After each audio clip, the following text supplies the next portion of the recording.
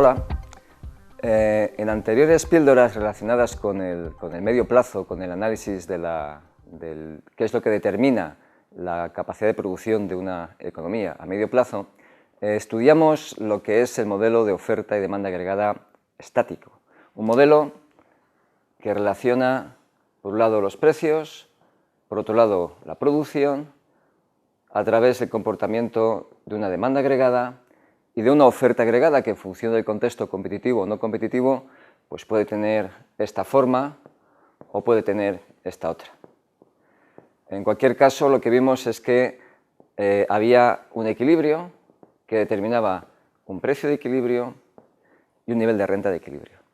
Lo que voy a hacer en estas 5 píldoras, alguna más que haga posteriormente, quizás relacionado con el medio plazo, es construir un modelo que, en lugar de relacionar los precios, relacione el ritmo de crecimiento de los precios, es decir, la inflación, no con la producción, sino con el ritmo de crecimiento de la producción.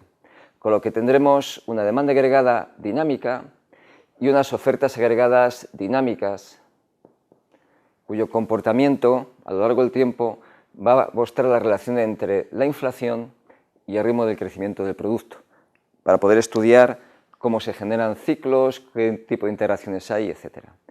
Para poder estudiar esto, es decir, para poder construir lo que sería un modelo de oferta y demanda agregada dinámico, la D es una notación que vamos a utilizar para representar que estamos en un contexto dinámico. Para poder construir este modelo, necesito remontarme, a modo de introducción, en una relación funcional muy importante que se conoce en economía como la curva de Phillips. La curva de Phillips relaciona el ritmo de crecimiento de los precios, es decir, la inflación, con la tasa de paro. El subíndice T hace referencia al momento temporal concreto. Por tanto, necesito hacer una breve introducción para poder entender cómo va a funcionar luego el modelo de oferta y demanda agregada dinámico. Phillips fue un economista británico que a mediados del siglo XX, en el año 1958, hizo un análisis empírico con datos de Reino Unido para ver cómo en los últimos 100 años se había relacionado el ritmo de crecimiento de los salarios con la tasa de paro. Y los casi 100 años de datos que tenía le dio una relación tal que así, mostrándose que había una relación inversa entre el ritmo de crecimiento de los salarios y la tasa de paro. Había una relación lineal de esta naturaleza. Esta relación lineal que se advertía de forma empírica fue modelizada posteriormente por otro economista, por Lipsey, a mediados de siglo también, en los años 60, de esta forma sencilla, mostrando la relación que había entre el ritmo de crecimiento de los salarios y la tasa de paro, donde U sub n era este punto de aquí, era la tasa de paro natural, que era la que provocaba que el ritmo de crecimiento de los salarios fuera cero. Posteriormente, para Estados Unidos, otros dos grandes economistas, Samuelson y Solow, un poquito más tarde, hicieron también un análisis empírico, pero para Estados Unidos, relacionando no ya el crecimiento de los salarios, sino el crecimiento de los precios, la inflación, con la tasa de paro. Y exactamente igual, advirtieron una relación negativa entre lo que es la inflación y la tasa de paro, que modelizaron de esta forma. Bueno, pues esta modelización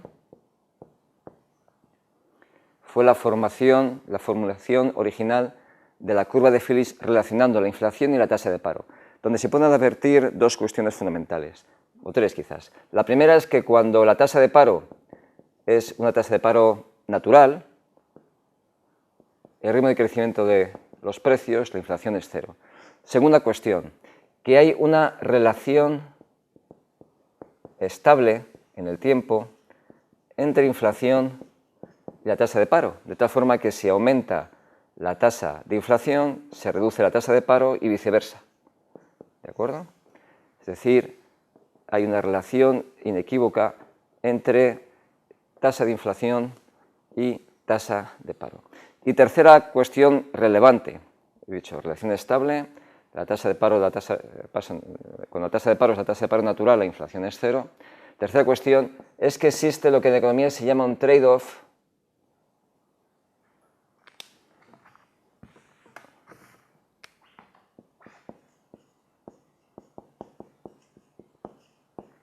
entre inflación y tasa de paro. Un trade-off quiere decir una relación de intercambio tanto a corto como a medio plazo, a corto plazo y a medio plazo, entre, insisto, la tasa de paro y la tasa de inflación. Los políticos, a la hora de decidir qué hacer con la economía, tenían la ocasión de situarse en cualquier punto de la tasa de paro, sabiendo que si querían reducir ligeramente la tasa de paro, lo único que tenían que hacer es aceptar un poquito más inflación, o viceversa. Esto permitió conocer y controlar por primera vez de forma potente la economía, de tal forma que estos años, principios de los años 60, se conoce como la edad dorada de la macroeconomía, porque los políticos, las políticas económicas que se desarrollaban desde los gobiernos permitían controlar perfectamente cualquiera de las dos principales preocupaciones, de los dos principales problemas que tiene la economía, como es la inflación y la tasa de paro. Bien, esa es la formulación original. ¿Qué pasa? Pues que unos años más tarde,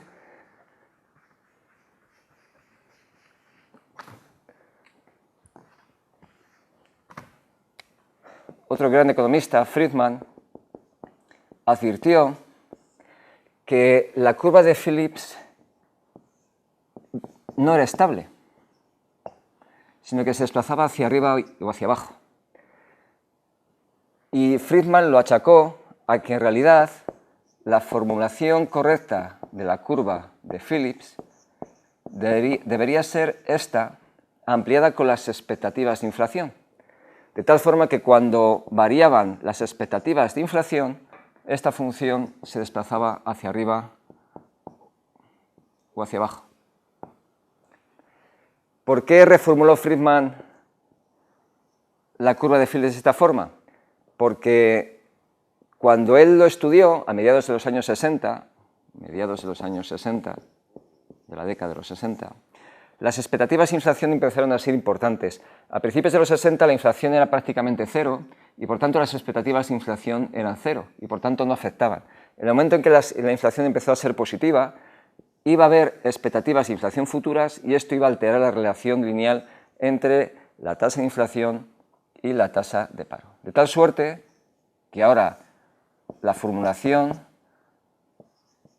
y su representación va a ser esta, sabiendo que esta función se va a desplazar hacia arriba o hacia abajo en función de cómo sean las expectativas de inflación. ¿Qué es lo relevante? Lo relevante es ver cómo se configuran las expectativas de inflación. De tal forma que vamos a considerar de una forma muy simplificada, porque esto es un poquito más complicado, vamos a considerar dos posibilidades, dos formas de cómo los individuos configuran sus expectativas de inflación. La primera forma es considerar que las expectativas de inflación dependen de cómo han sido los niveles de inflación en el pasado, lo que son las expectativas regresivas o adaptativas. Hay algunos textos que los llaman de una forma o de otra. Yo voy a referirlo de esta forma, representación la más básica posible, como que hay expectativas adaptativas. Eso quiere decir que la inflación esperada para el futuro depende de la inflación que ha habido en el pasado.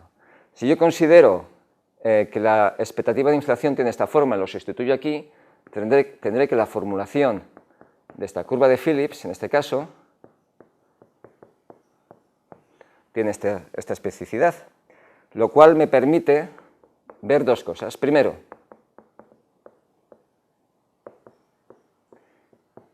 que ahora esta tasa de paro que había llamado tasa de paro natural no es aquella tasa de paro que hace que la inflación sea cero como antes, sino que ahora la tasa de paro natural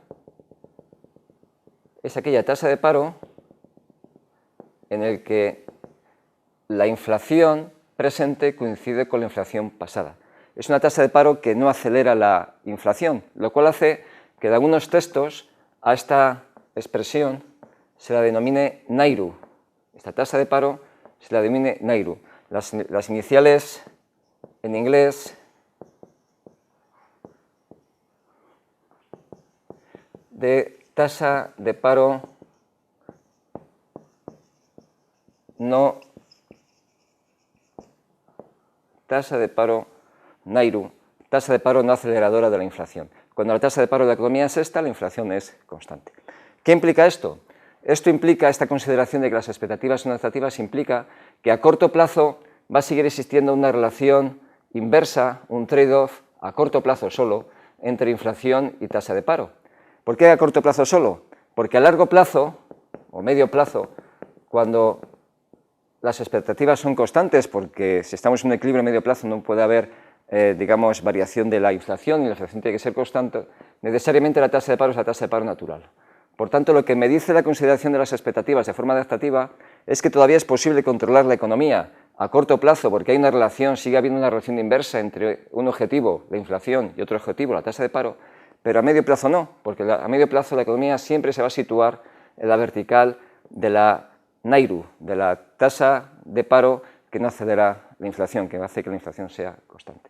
Eso con las expectativas adaptativas a mediados del siglo a mediados del siglo pasado, a mediados de la década de los 60. ¿Qué pasó? Avanzamos un poquito más en el tiempo. Pues que a principios de los 70, una corriente de pensamiento, los economistas de las expectativas racionales, decían que las expectativas adaptativas no representaban la forma de proceder de los individuos, porque esto implicaba de forma implícita que los individuos se equivocaban sistemáticamente. Los individuos, a la hora de hacer sus expectativas, no consideran solamente datos de inflación pasada, sino que tienen presente toda la información, porque los individuos son racionales. De tal suerte que lo que decían es que las expectativas de inflación eran racionales, y eso implicaba que iban a acertar siempre, es decir, que la expectativa de inflación iba a ser la inflación que siempre iba a haber en la economía, excepto en el caso de que hubiera sorpresas. Y si hay sorpresas, si hay elementos de información no controlados, se iban a cometer errores. Estos errores a la hora de hacer las predicciones viene representado con esta variable aleatoria epsilon. Epsilon sería una variable normal de media cero y una varianza constante, los errores. ¿Qué es lo que dice este planteamiento?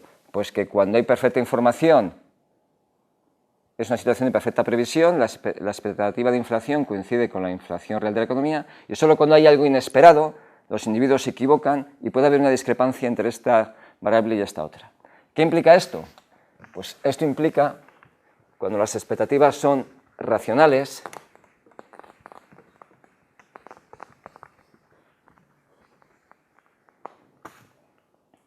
que la expresión de la curva de Phillips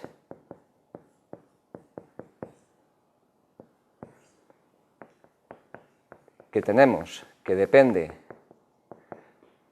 de las expectativas de inflación, si yo sustituyo las expectativas de inflación por esta especificidad, que lo que dice es que es igual a la inflación más el error, tendría esta situación, con lo que inflación se me va, y si despejo tendré que la tasa de paro va a ser la tasa de paro natural más 1 partido alfa por el error. ¿Qué implica esto?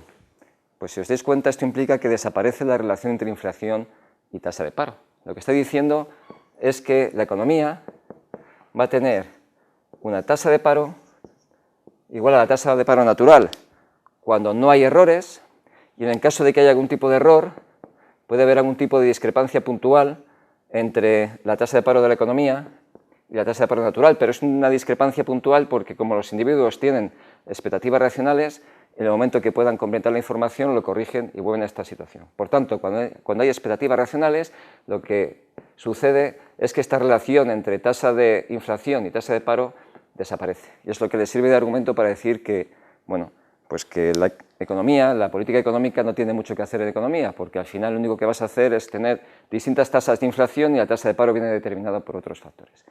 Recapitulando, lo que tenemos es una relación entre la inflación y la tasa de paro que, como habéis visto, va a depender fundamentalmente de cómo sean las expectativas de inflación. Y eso es lo que vamos a utilizar para, en nuestro modelo, en la siguiente píldora, poder construir una oferta agregada dinámica que tendrá dispar comportamiento, insisto, en función de cómo sean las expectativas. Eso es lo que haremos.